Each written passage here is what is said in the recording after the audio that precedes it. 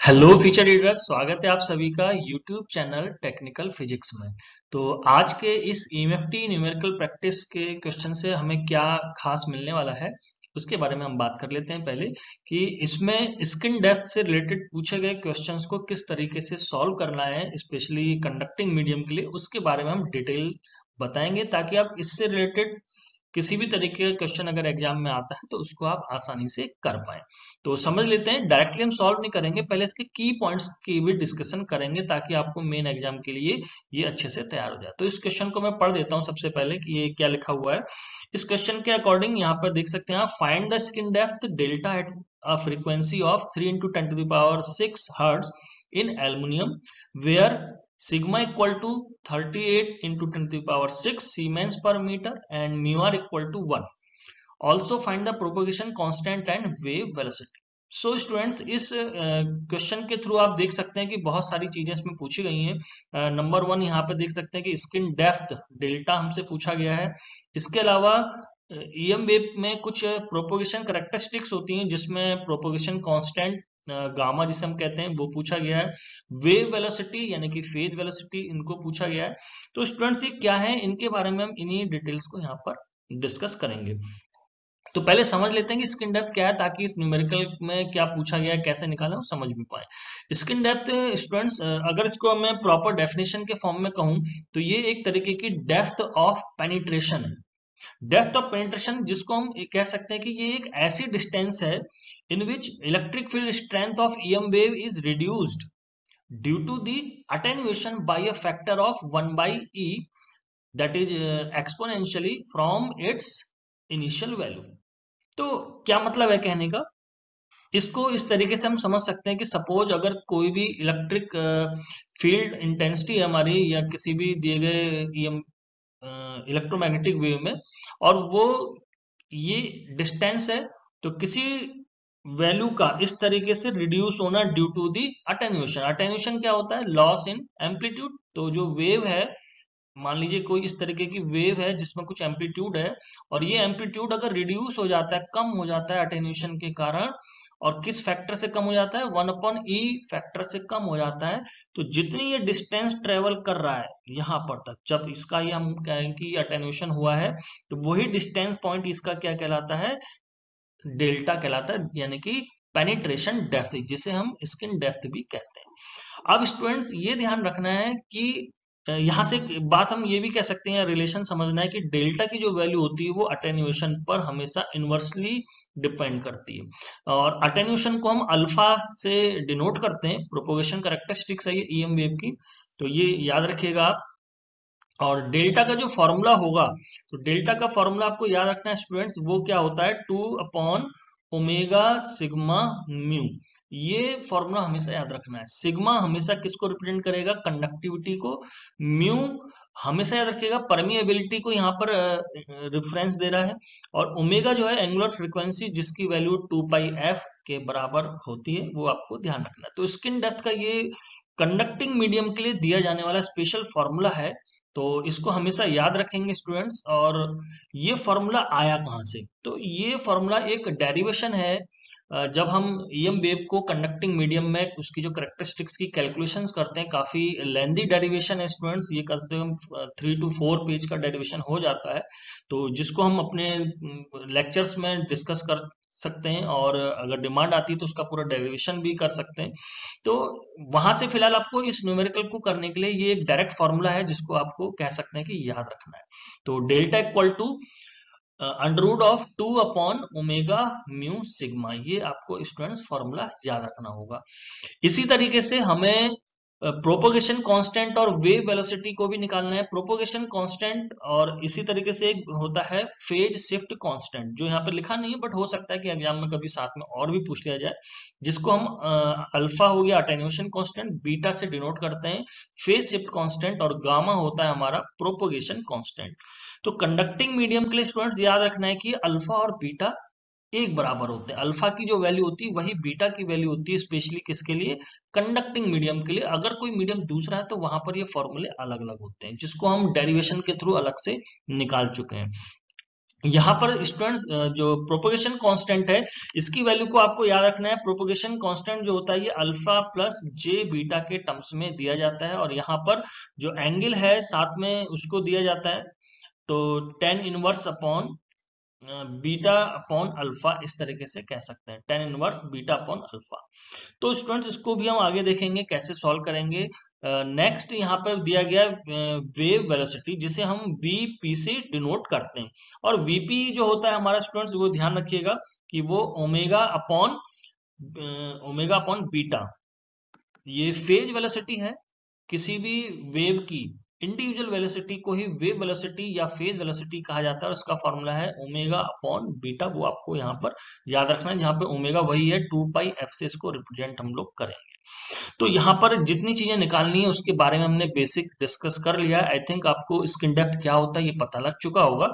इसके proper lecture को आप देख लीजिएगा तो वहां से आपको डिटेल पता लग जाएगी। चलिए बहुत ज्यादा लेंदी ना करते हुए लेक्चर को समझते हैं यहाँ पर कि हमें क्या क्या दिया हुआ है। तो स्टूडेंट्स, किसी भी न्यूमेरिकल को सॉल्व जब भी किया जाता है तो सबसे पहले उसमें दी गई वैल्यूज को हम लिख लेते हैं। तो इसमें क्या क्या दिया हुआ है, फ्रीक्वेंसी दे रखी है जो कि है 3 × 10⁶, और यूनिट फ्रीक्वेंसी के हम जानते हैं हर्ट्ज है। कंडक्टिविटी दे रखी है स्टूडेंट्स, जिसको हम सिग्मा लेटर से दिखाते हैं, और ये वैल्यू दे रखी है 38 × 10⁶, और इसकी यूनिट होती है सीमेंस पर मीटर। स्टूडेंट्स, म्यू आर की वैल्यू दे रखी है, म्यू आर इक्वल टू है 1। तो यहाँ पर अब हमें सबसे पहले क्या निकालना है, स्किन डेप्थ। तो स्किन डेप्थ बराबर जो है हमारा फॉर्मूला, तो लिख लेते हैं इसको, जिसको हम डेल्टा से डिनोट करते हैं, और ये होता है √2 अपॉन ओमेगा म्यू सिग्मा। अब स्टूडेंट्स इसको हम तोड़ सकते हैं। यहाँ पे 2 अपॉन ओमेगा की वैल्यू क्या होती है, 2 पाई एफ के बराबर होती है, और म्यू और सिग्मा साथ में है, तो 2 से 2 हमारा ये कैंसिल होगा, तो बचेगा क्या, केवल वो लिख लेते हैं। तो ये हमारे पास बचेगा 1 upon pi F mu sigma. So students, जब हम इस डेल्टा को सॉल्व करेंगे, यानी कि यहाँ पे बस अब हमें क्या करना है, वैल्यू को रख देना है। तो वैल्यू क्या हो जाएगी, 1 अपॉन √ में पाई की वैल्यू होती है 3.14, और f की वैल्यू क्या होती है स्टूडेंट्स, f की वैल्यू है 3 × 10⁶। म्यू यहाँ पर दिया नहीं गया है, तो म्यू की वैल्यू को अभी हम कैसे लिख सकते हैं, म्यू का एक फॉर्मूला होता है, इसको मैं अलग से यहाँ पे बता देता हूँ आपको। म्यू आर इक्वल टू, हम जानते हैं रिलेटिव परमिटिविटी जो होती है म्यू अपॉन म्यू नॉट के बराबर होती है, और म्यू का जो फॉर्मूला बना यहाँ से, तो म्यू इक्वल टू क्या हो गया, mu r into mu naught. तो म्यू आर की वैल्यू यहाँ पर देखिए दे रखी है हमें, ये वैल्यू कितनी दे रखी है हमें, 1 दे रखी है। तो म्यू की वैल्यू यहाँ पर किसके बराबर होगी, म्यू नॉट के, और म्यू नॉट की जो वैल्यू होती है आपको याद रखना है स्टूडेंट, इट इज 4 पाई × 10⁻⁷। तो यहाँ पर इसका मतलब है कि हमें क्या वैल्यू लेनी है म्यू की वैल्यू लेनी होगी हमें 4 पाई × 10⁻⁷। ये पूरा अंडर में ही चल रहा है। लास्ट में इसकी वैल्यू सिग्मा की वैल्यू को भी हम रख देंगे, तो ये है 38 × 10⁻⁶।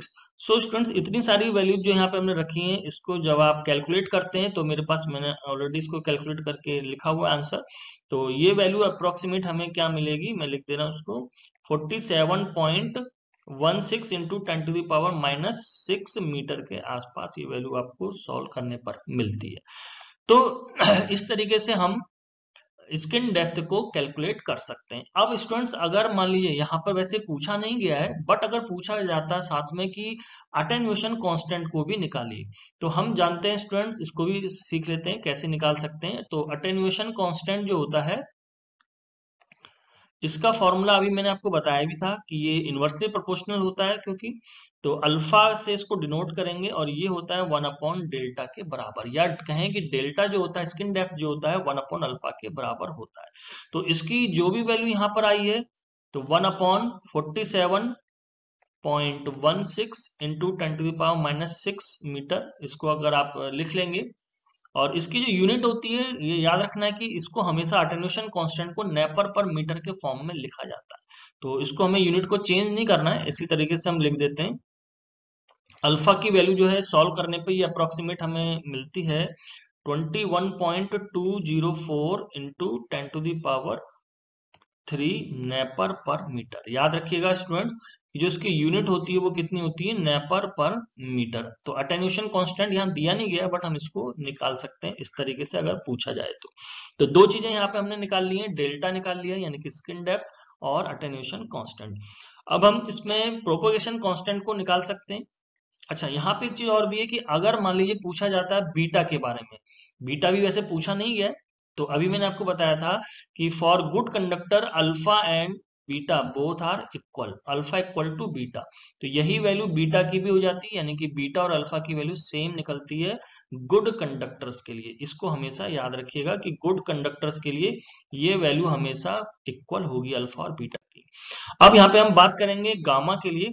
तो गामा की वैल्यू जो होती है, मैंने अभी आपको बताया भी था, गामा क्या होता है, प्रोपोगेशन कांस्टेंट होता है, जिसको हम लिख सकते हैं alpha, gamma equal to alpha, alpha plus j beta. और इसको अगर हम सॉल्व करें या कहें कि इसकी वैल्यू को लिखा जाता है, याद रखेंगे स्टूडेंट्स, इसको alpha square plus b sorry alpha square plus beta square, ये मैं ठीक कर दे रहा हूं उसको, alpha square plus beta square और साथ में tan inverse beta upon alpha. तो ये स्टूडेंट, ये फॉर्मूला भी कहाँ से हमारे पास आया है, मैंने भी आपको बताया था, ध्यान रखना है आपको स्टूडेंट्स कि ये फॉर्मूला ईएम वेव की प्रोपोगेशन कैरेक्टरिस्टिक्स की जब हम डेरिवेशन करते हैं वहां से ये फॉर्मूला लिया गया है। तो अल्फा और बीटा, इसलिए यहाँ पे मैं बीटा की जरूरत भी है, वैसे इस क्वेश्चन में देखिए पूछा नहीं गया, लेकिन प्रोपोगेशन कांस्टेंट क्योंकि हमें निकालना है तो अल्फा भी चाहिए और बीटा की वैल्यू भी चाहिए। तो इसमें सारी की सारी वैल्यू आप अल्फा स्क्वायर और बीटा स्क्वायर की वैल्यू जो अभी हमने पीछे अल्फा बीटा निकाला है वहीं से रख सकते हैं। तो जब इन वैल्यूज को आप रखेंगे तो ये हमारा जो क्वेश्चन है, इसके अकॉर्डिंग हमें जो वैल्यू मिलेगी, मैं आंसर लिख दे रहा हूँ, मैंने सॉल्व करके लिखा हुआ है 29.986 इंटू 10⁻³ ये मिलेगा। और बीटा और अल्फा की वैल्यू क्योंकि सेम है तो यहाँ पर हम कह सकते हैं कि 10⁻1 हमें वैल्यू जो है सॉल्व जब करनी होती है तो ये 45 डिग्री के बराबर निकल के आती है। तो फाइनली जो आंसर मिलेगा हमें 29.986 इंटू 10⁻³ 1045 डिग्री, 1045। तो एंगल यहाँ पे हमें क्या मिल गया है, सॉरी 1045 नहीं 45 डिग्री यहाँ पे लिखेंगे कि एंगल हमें क्या मिल गया है 45 डिग्री का। अब स्टूडेंट इसमें केवल अब लास्ट जो हमें चीज निकालनी वो क्या है, वेव वेलोसिटी। तो वेव वेलोसिटी को भी लिख लेते हैं। तो वेव वेलोसिटी जो होती है हमारे पास, ये वीपी से डिनोट की जाती है और ओमेगा अपॉन, इसका फॉर्मूला होता है ओमेगा अपॉन बीटा के बराबर। तो ओमेगा की वैल्यू क्या है 2πf और बीटा की वैल्यू अभी हम क्योंकि निकाल चुके हैं तो यहाँ से वैल्यू आप रख देंगे, 2 इंटू पाई की वैल्यू 3.14 और एफ की वैल्यू यहाँ पर दी गई है फ्रीक्वेंसी 3 इंटू 10⁻6 के। और अपॉन में इसमें बीटा की जो वैल्यू हमने अभी निकाली थी, अल्फा और बीटा जो इक्वल थे वो वैल्यू हम डायरेक्ट रख देंगे 21.204 इंटू 10⁻3। और बीटा की यूनिट भी रेडियन पर मीटर होती है, ये ध्यान रखिएगा। तो वीपी जब हम इसको कैलकुलेट करते हैं तो ये अप्रोक्सीमेट हमें मिलेगा, मैंने इसको सॉल्व करके लिखा हुआ है तो मैं लिख दे रहा हूँ। आप कैलकुलेटर में खुद से इसको सॉल्व करिएगा ताकि एग्जाम में आप इसकी प्रैक्टिस कर सकें। तो हमारे पास इस तरीके से इसके सारे आंसर आ चुके हैं और आई थिंक आपको ये समझ में आ चुका होगा कि कंडक्टिंग मीडियम के लिए ध्यान देना स्टूडेंट, ये जो हमने न्यूमेरिकल किया हुआ है ये किस पर्पज के लिए है, केवल और केवल कंडक्टिंग मीडियम के कंडीशंस के लिए ही है। क्यों, क्योंकि हमने जो यहाँ पर फॉर्मूला यूज किया था सिग्मा का, वो आपको याद रखना है, वो क्या होता है, वो फॉर्मूला है 2/ओमेगा म्यू सिग्मा के बराबर होता है। तो स्टूडेंट्स इस क्वेश्चन को यहीं तक रखते हैं, जल्दी हम इसके आगे इसी तरीके के और भी स्किन डेप्थ के और रिलेटेड क्वेश्चंस को डिस्कस करेंगे। तो अगर आपको कोई पर्टिकुलर न्यूमेरिकल में प्रॉब्लम है तो आप उस न्यूमेरिकल को लिख भी सकते हैं, मैं कोशिश करूंगा कि आने वाली वीडियोज में इसको कवर करूं। तो चलिए अभी तक लेते हैं, रखते हैं, थैंक यू।